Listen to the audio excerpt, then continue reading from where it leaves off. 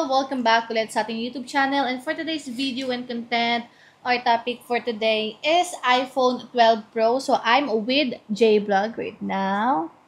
Yun nga, for today's video, ang gagawin namin is i-full review namin si iPhone 12 Pro. So, titignan din natin kung ano yung perspective ni J-Vlog when it comes sa 12 Pro and kung ano nga ba yung quality ng phone na to at kung marerecommend ba namin siya within this year. So, let's go mga sis Mars. Check natin.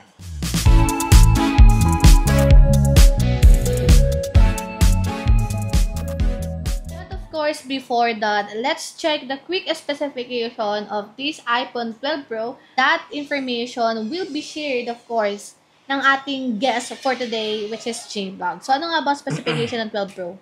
So, yun nga, si iPhone 12 Pro first na-release yan noong year 2020 and tinatawag itong pandemic iPhone. And meron tong Apple A14 Bionic chip. So, powered siya ng Apple A14 Bionic chip with 6.1 inches Super Retina XDR OLED display. And this is the first, and ito yung nag-transition sila sa redesign. Box type, stainless steel design. Even though yung iPhone 11 Pro is stainless steel, pero kasi dito is box type and flat na yung surface niya sa gilid. And when it comes sa connectivity, this is the first ever 5G smartphone ni Apple. So, iPhone 12 series po ang unang-unang nagkaroon ng 5G connectivity sa iPhones. At when it comes sa battery niya, meron siyang 2,900 plus mAh battery capacity. So, when it comes sa gaming, syempre expect nyo a few hours lang tatagal niya sa gaming, pero chipset ay sobrang halimo pa rin. Triple rear camera system with 12 megapixel main, 12 megapixel ultra-wide, and 12 megapixel telephoto lens. Of course, ito rin yung first ever iPhone to have the LiDAR scanner.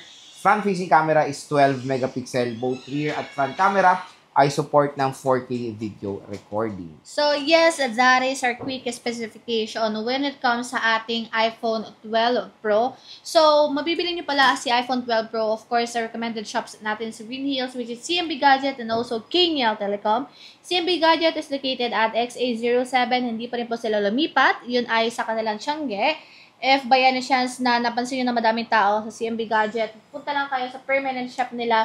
Permanent shop nila, which is yung KNL Telecom. Third floor V-Mall. Yes, third floor V-Mall, San Juan City. Yes, So, pag naliligaw kayo, ayan, maraming guardian, friendly naman yung mga guardian. Tanongin nyo lang sa yung third floor V-Mall. And pwede naman nila kayong ikay. So, how much nga pala yung 12 Pro sa ating recommended shops? So when it comes sa 12 Pro, 128 gigabytes, ang maganda kasi nag-price drop na sila ngayong March 2025.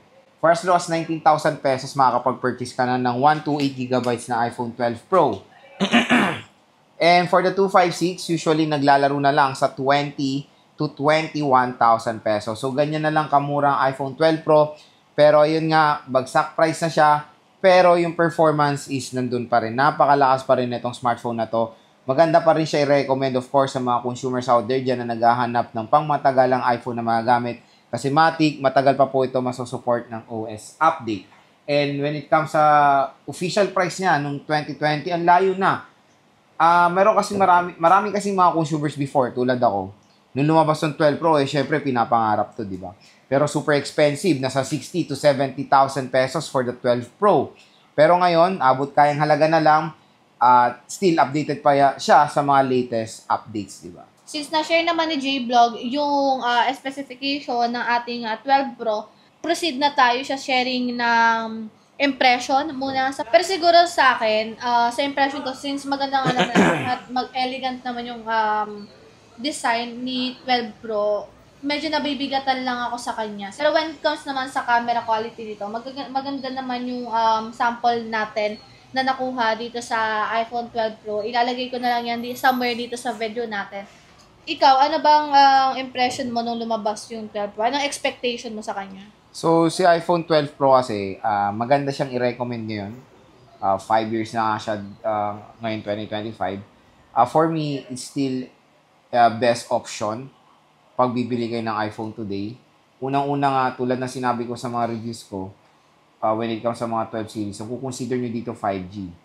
And kung i-compare mo to sa 11 Pro, so when it comes sa specs, malayo na talaga sila. Unang-una, future-proof na kasi to. Yun nga ang unang mga binibili ng consumers dito 5G. I know, marami magko-comment na naman, Mabilis naman 4G, hindi naman support sa amin yan. Yeah. Yes, nandun tayo sa part na ganun. Again, in few years, magiging dominant ng 5G, haharapin natin yung ganyan na magiging dominant na ang 5G at yung 4G ay paunti-unti na mawawala yan. Correct. That is Kaya, correct. ang maganda, syempre, bumili kayo ng device na future-proof na magagamit pa natin ng ilang taon or matik. Matagal magagamit to mga J-Vlog, matagal pa to. Yeah, yung 5G, to add lang dun sa sinabi ni J-Vlog, tama naman yun. Sa future naman, magkakaroon na talaga ng 5G sa worldwide, to be honest. Kasi natatandaan nyo, yung eSIM nga, di ba? Marami nagsasabi na mahirap ang eSIM, like, matagal Sinasabi, it's very complicated. Pero ngayon, halos lahat naka-eSIM. Yes, Kami din, true. naka-eSIM kami, to be honest. And mas convenient siya for us kasi ang dami, nakakapagsalpak kami ng, alam niyo na, madaming SIM 10 card. eSIM ang Yeah. pwede nyong isalpak sa iPhones. So, pwede kayo mag-switch ng mga networks kung Pag gusto nawalan nyo. kayo ng data, Oo. o kaya doon sa pinuntahan yung lugar Mabagal is lang Globe smart, lang, o mabagal kaya lang globe. O, mag-switch kayo. switch lang, di Mabilis ba? lang. Napakaganda. So, for me, maganda ding advantage yon kay, maganda din ginawang advantage yun ni Apple na nagkaroon na sila ng 5G sa kanilang 12 series. 12 series, yes. Yun nga. So, kung bibili kayo ng iPhones, sobra kasi ang lalapit ng price ng mga iPhones ngayon na pre-love. Take for example, yung 12 Pro and iPhone 13 is sobrang konti lang ng difference. Parang nasa 1K lang to 1.5. Ang daming consumers ang nalilito. Ano bang bibili natin, Lord? So, gagawa kami ni Ana niya ng phone comparison. So what, for example, may mga like sa Green Hills, may mga customer na nagdadalawang isip. Instead of purchasing 12 Pro, since nga mas maganda ang 12 Pro, kasi Pro Max medyo higher, mataas na yon, expensive na yon. Sa iba ha, sa iba. Pero, pag example na 12 Pro or 13, sa tingin mo, anong mas, So, nagawan ko na ng video yan, 12 Pro versus 13. So, when it comes dun sa conclusion ko, I'll go for the iPhone 13. Unang-unang kinukonsider na natin dyan is, of course, the cinematic mode. Oh, That's the first ever iPhone to have the cinematic mode 13 series. Yun talaga yung yung pambato ko sa iPhone 13. Kasi usually, pag nag-vlog ako gamit yung iPhones na pag yung face na nagugulat sila, Lods, ano bang ginagamit mong camera? Ang ganda ng pagka-background blur. Nagugulat sila, iPhone lang ang ginagamit natin. And also sa chipset, right? Yes.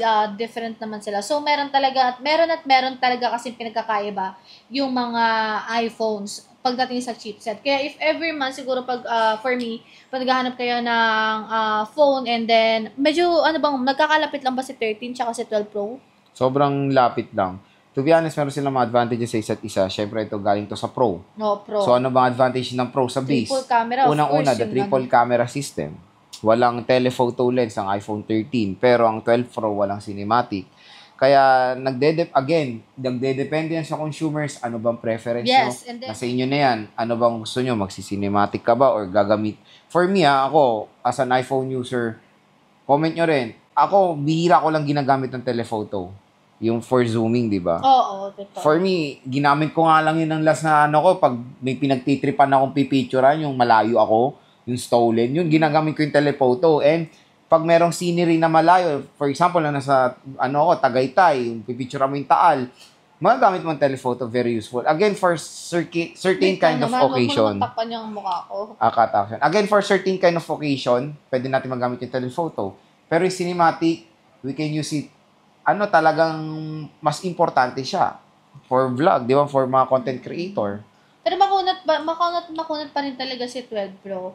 And, syempre, kung gamer kayo at the same time, camera yung habol nyo, mas okay ba si 12 Pro pag gaming and camerang preference? So, when it comes, nag-game test ko na to, 12 Pro, 12 Pro Max, and even the 13. When it comes sa real-time usage, kaya nilang lahat mag-handle ng games. Kaya naman dyan is well, actually, that's correct kasi din naman natin yung 12. Actually, yung 12, kaya mag-ML. And smooth nito, sobra, maganda pa to. Again, pag maglalaro kayo sa iPhone, lalo na mga older generation, anong expect natin? Battery. Battery. Manage your expectation while using the smartphone, especially sa battery. And also, gusto ko lang din i-clarify na lahat po ng phone umiinit, okay? Yes. Kasi minsan nababado yung iba pag naramdaman na nila yung umiinit yung iPhone nila, samot-saring mga conclusion na lumalabas sa mga utak nila. So I just want to clarify na si iPhone, iinit at iinit yan of course kung heavy user ka, pero pag social media ka naman, hindi naman po siya iinit. Mm-hmm. So, again, mga ka-J-Vlog, 12 Pro is, for me, isang best option pag naghanap kayo ng iPhone. Maganda pa to, huwag kayong mag-alala. Magagamit nyo pa to ng pangmatagalan. Matagal pa to mga software update. Yes. Kung itatrack nyo ang record ni Apple when it comes to software update, usually 6 to 7 years ang kanilang software support. Din. Again, hindi pa doon nagtatapos. Kung maputol man siya, for example, sa iOS 21, 22, still magagamit pa rin. magagamit mo pa rin yan kasi yung mga yung mga apps, supported pa rin ng OS na yan. So, magbilang ka pa ng 5 years pa. So, ganun yung longevity, yung pagtagal nung device. So, sa pagtagal is, ganun ka subok ng Apple. Kasi 6S ngayon nagagamit pa. iPhone 7 nagagamit pa. Magsa-10 taon ng iPhone 6s Plus ngayon pero nagagamit pa rin. Expected yun na lang talaga. Manage your expectation na lang sa mga ganung mga iPhone. Yung battery talaga. Battery talaga. Even naman itong latest natin, iPhone 16. So again, depende pa rin yan sa paggamit. Mabilis to malobat pag ito lang bukod tanging cellphone nyo. Pag maglalaro kayo, gamitin nyo for content, siguro 1 to 2 times kayo magcha-charge. So again, latest to. Pero when it comes sa battery talaga, ang magiging kalaban nyo sa mga devices. Kung titignan naman natin yung camera perspective nitong 12 Pro, actually maganda talaga yung camera niya. Video sample of iPhone 12 Pro. Currently using the front-facing camera. So, nasa labas tayo ngayon ng bahay and ganito kaliwanag at ganito yung quality ng 12 Pro natin. Wala tong any adjustment when it comes sa brightness and also sa contrast. Ang ganda talaga ng quality niya, lalo na pag maliwanag, no?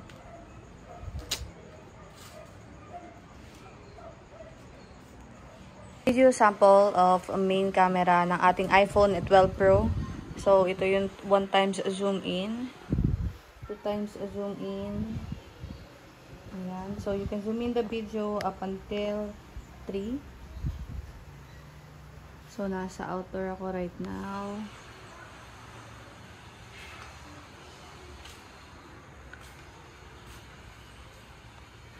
As you can see, maganda naman at malino yung quality ng ating 12 Pro. Ay, seka lang. Ayos natin yung ating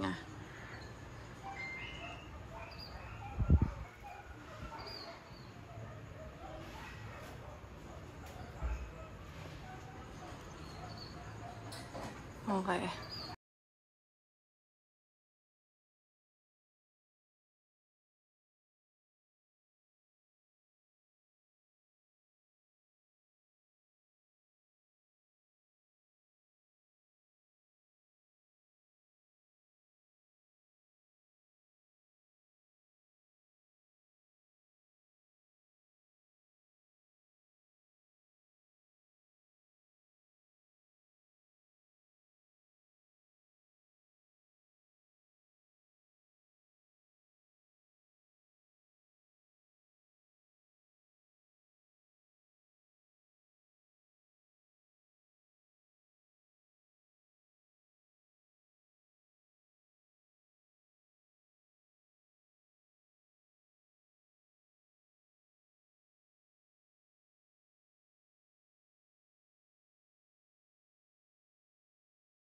Kasi 'di ba, mostly talaga kasi na sinasabi nila na 12 megapixel lang si iPhone 12 Pro. Yes, 12 megapixel lang siya, pero yung quality na binibigay niya is superb and excellent. Kahit na sabihin na natin yan sa low light pa yan, ang ganda mag-adapt ni iPhone sa low light. Yung quality niya is na-enhance talaga. So, kung i-compare niyo talaga siya sa mga Android phones, meron silang pinagkaiba, especially sa megapixel, pero meron talaga silang, alam niyo na, yung mas angat, kumbaga. Ako kasi mas ginagamit ko talaga sa cellphone ko is camera. To be honest, camera. Hindi ako masyadong nag-games. Aside from ML, yun lang talaga nilalaro ko. And COD, of course. So, gamit na gamit ko naman yung mga camera ng phone namin, especially yung mga iPhone, yung 15 Pro ko, yung 14 Plus. In this 12 Pro, maganda din talaga yung quality ng camera. So, kung ako tatanungin nyo about sa camera, maganda po yung quality ng 12 Pro sa kanyang camera and also video recording. Wala naman yan sa taas ng megapixel. Nasa sensor yan and sa software, sa camera software optimization. So, i-compare mo yung 12 megapixel ng 12 Pro sa 108 megapixel ng Android na mga, kumbaga,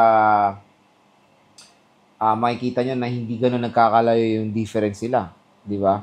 Ang pinaka-the best talaga, ito real talk to, nagagamit na rin ako ng Samsung, mga flagship pa yan, and even Android na Xiaomi.